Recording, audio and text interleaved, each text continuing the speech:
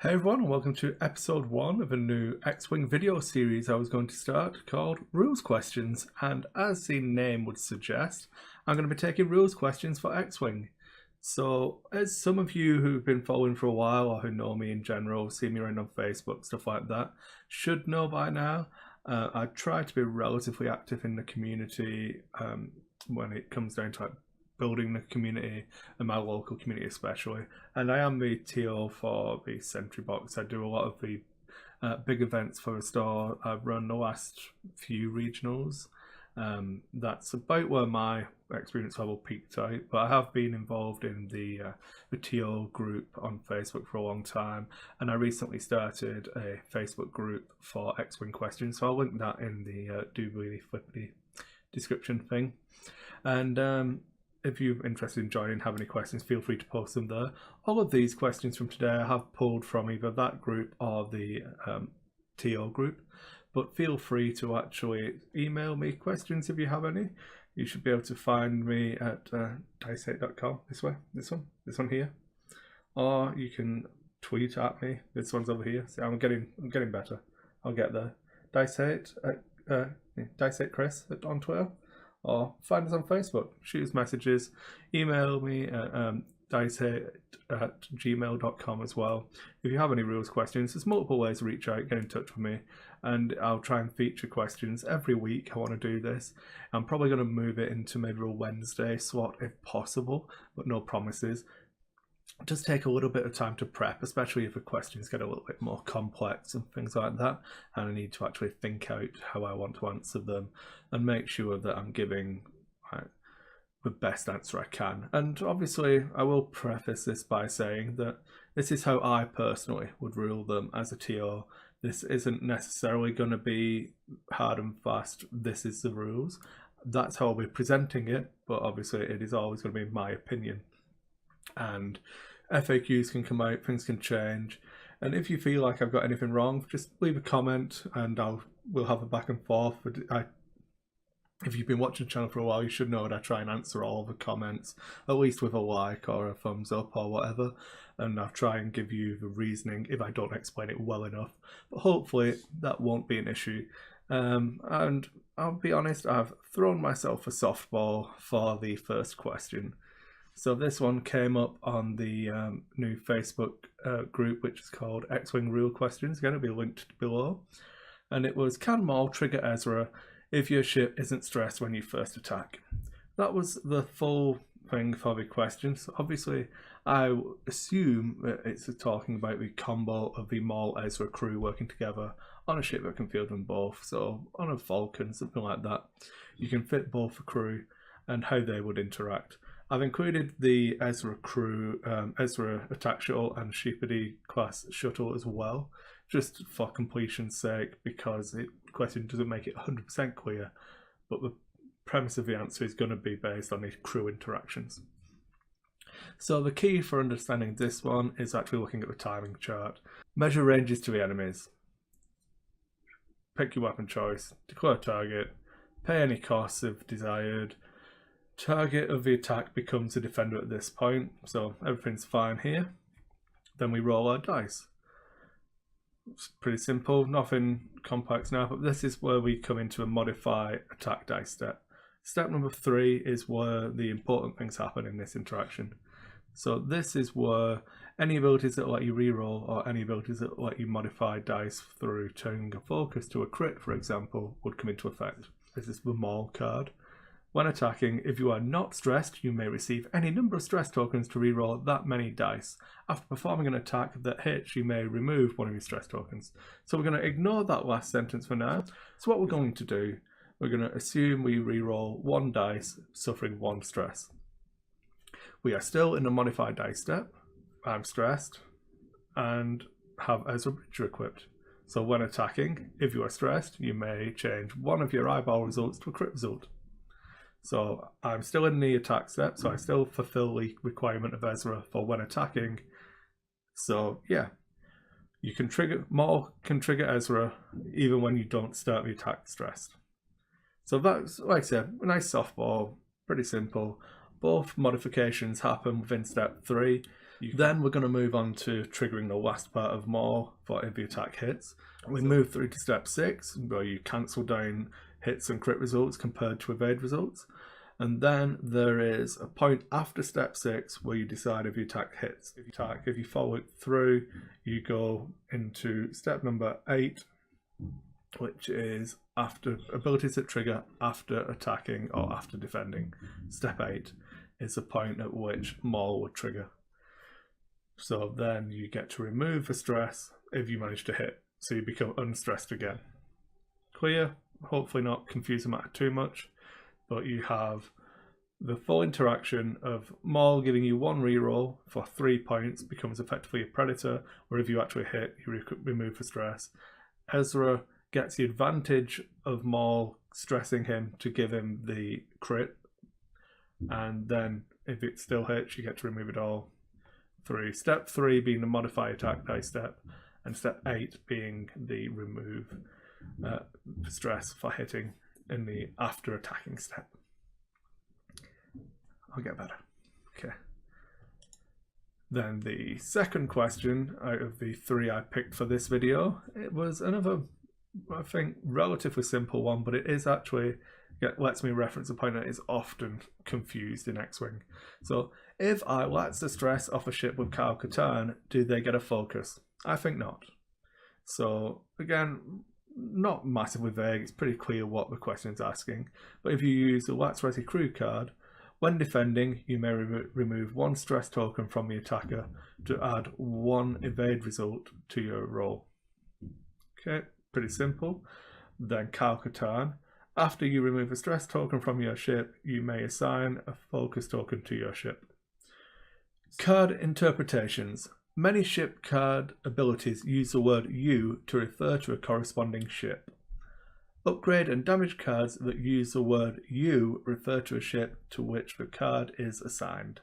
And this is a classic mistake that newer players, experienced players, lots of people make in X-Wing. The word "you" in X-Wing, because of this statement, is a defined phrase. It's a defined word that has a very specific rules meaning that is different to its English language use. You does not mean you, the player. It means the ship to which the card is attached or the rule is attached. So let's raz it. Using in-game examples, the clearest ones would be, for example, using Lats on Asajj. It's a good combo, really popular. I love it. It's one of my favourites. Try it out if you haven't already. But having Lats on Asajj means that you can stress somebody at the start of a combat phase and then use that stress to defend yourself. If that ship is, for example, a Dash Render, the old one where you used to have Kyle on it, Kyle would allow you to remove a stress and gain a focus. It's how you used to get action economy years and years ago when Dash was still awesome, but different to he is now because Kyle's not quite as good as Rey. What can I say? Tangents. It's an awesome video. Brilliant. Just stick with it. So, Asajj is removing the stress. Kyle requires Dash to remove the stress, not Asajj. So, no. Wingman is a good precedent. This is in the FAQ.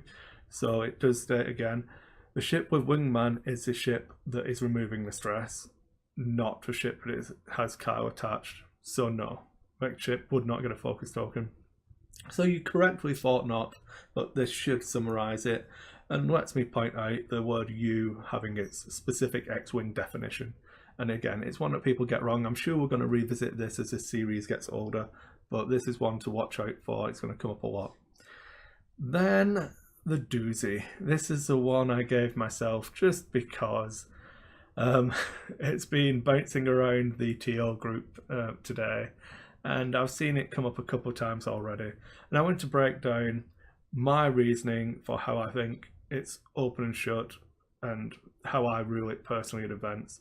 Again. So, what happens when Victor Hell is shot by a TLT? Okay, so I'm going to summarise TLT first. So it is a secondary weapon that performs the attack twice. And you'll see on the timing chart for performing an attack flowchart, that kind of secondary weapon is that critical to the game and it has its own entry. So that's one point to remember, which we're going to come back to shortly. Then we have Victor Hell. So After defending, if you did not roll exactly 2 defense dice, the attacker receives 1 stress token.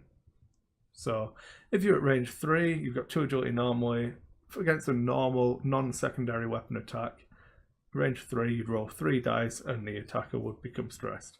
If you've got stealth device, you roll 3 dice, attacker will become stressed. Pretty simple. I mean, it's not the massive meta-changing pilot.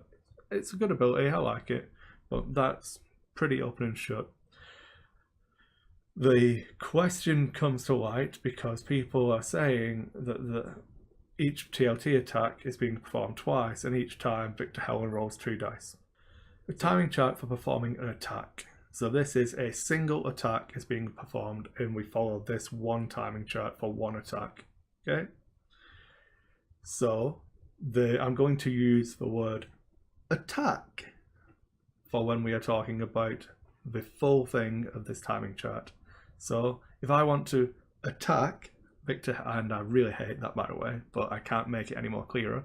If I want to attack Victor Hell with my TLT, so we start at step 1. We measure range to target, see what range he is. As long as he isn't within range 1, it's a legal target for the attack. So we declare the weapon choice as TLT. We declare the target as Victor Hell. Sorry, no cost to pay. So at this point, Victor Hell becomes a defender. Then we move on to the roll attack dice step.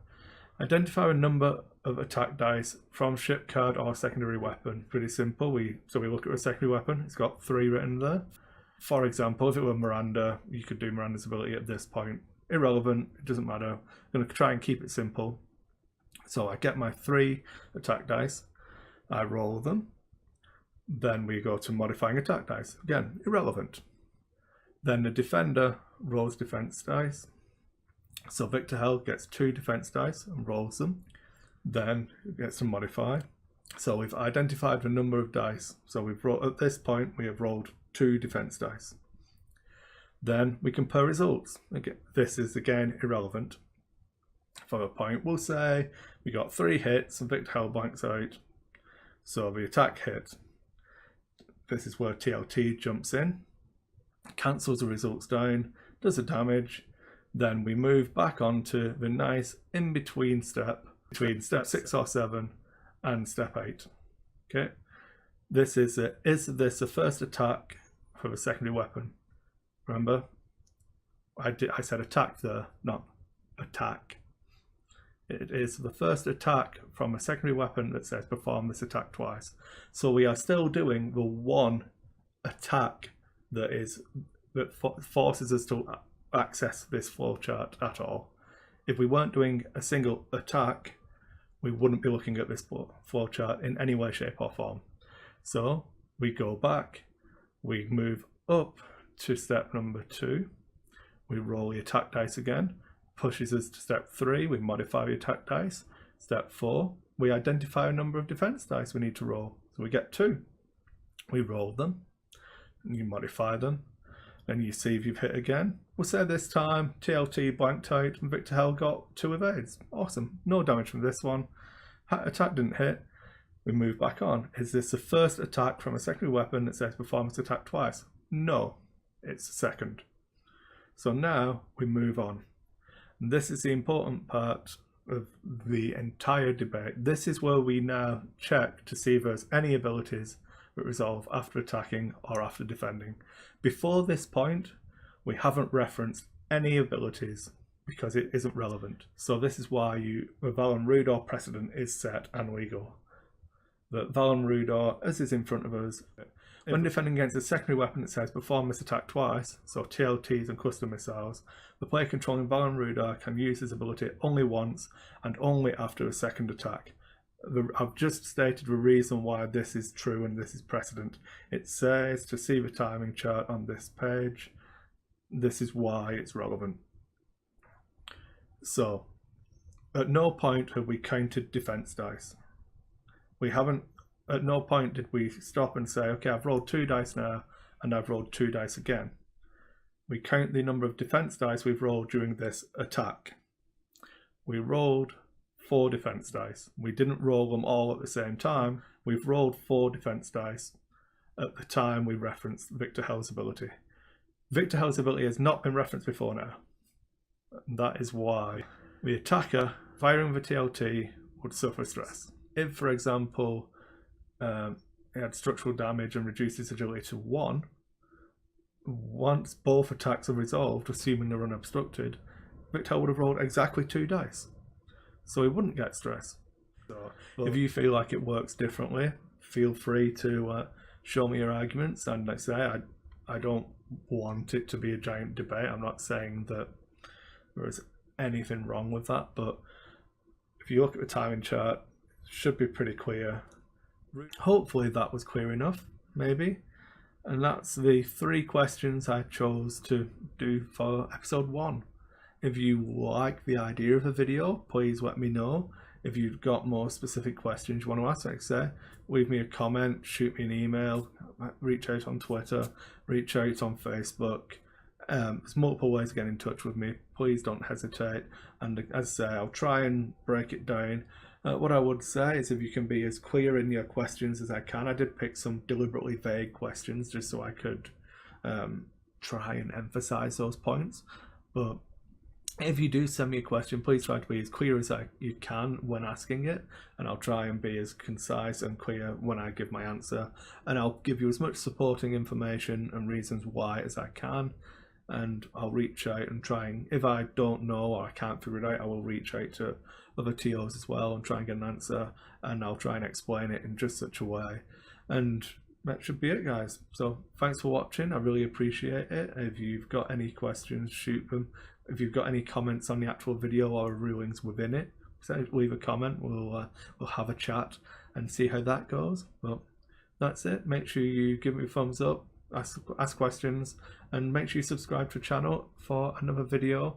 And I say hopefully Wednesday next week I shall have enough questions to make another video. I'm hoping to do at least 3 questions per video.